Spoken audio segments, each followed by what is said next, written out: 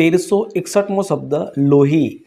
લોહીને અંગ્રેજીમાં શું કહેવાય? તો લોહીને અંગ્રેજીમાં કહીશું બ્લડ. BLOOD. બ્લડ મતલબ કે લોહી. 1362મો શબ્દ વણવું. વણવુંને અંગ્રેજીમાં શું કહીશું? તો વણવુંને અંગ્રેજીમાં કહીશું to roll. TOROLL. To roll મતલબ કે વણવું. 1363મો શબ્દ વધવું.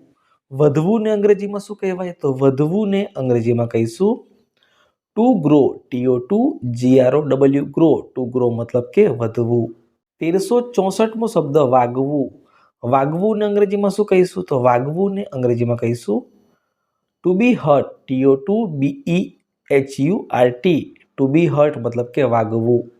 1365મો શબ્દ વાટકો. વાટકોને અંગ્રેજીમાં શું કહેવાય? તો વાટકોને અંગ્રેજીમાં કહીશું બાઉલ. BOWL. બાઉલ મતલબ કે વાટકો. 1366મો શબ્દ વાનગી. વાનગીને અંગ્રેજીમાં શું કહીશું? તો વાનગીને અંગ્રેજીમાં કહીશું ડીશ. DISH. ડીશ મતલબ કે વાનગી. 1367મો શબ્દ વારો.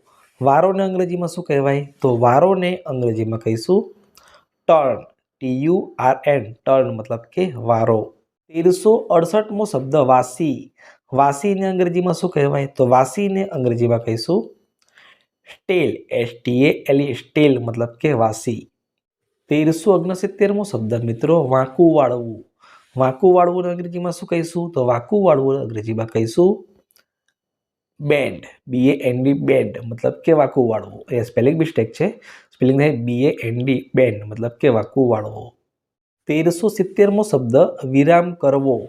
વિરામ કરવોને અંગ્રેજીમાં શું કહીશું? તો વિરામ કરવોને અંગ્રેજીમાં કહીશું to have a break. TOTOHAVE. Have a BREAK. To have a break મતલબ કે વિરામ કરવો. 1371મો શબ્દ મિત્રો વ્યાયામને લગતું. તો વ્યાયામને લગતું અંગ્રેજીમાં શું કહેવાય? તો વ્યાયામને લગતું અંગ્રેજીમાં કહીશું એથ્લેટિક્સ. ATHLETICS. એથ્લેટિક્સ મતલબ વ્યાયામને લગતું. 1372મો શબ્દ શક્તિ.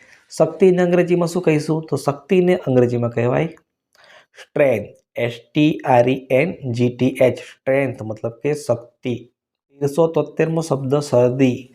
શરદીને અંગ્રેજીમાં શું કહીશું? તો શરદીને અંગ્રેજીમાં કહીશું કોલ્ડ. COLD. કોલ્ડ મતલબ કે શરદી. 1374મો શબ્દ શરબત.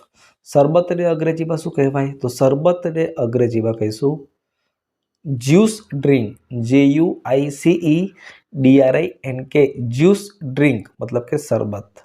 1375મો શબ્દ શરીર. શરીરને અંગ્રેજીમાં શું કહેવાય? તો શરીરને અંગ્રેજીમાં કહીશું બોડી. BODY. બોડી મતલબ કે શરીર.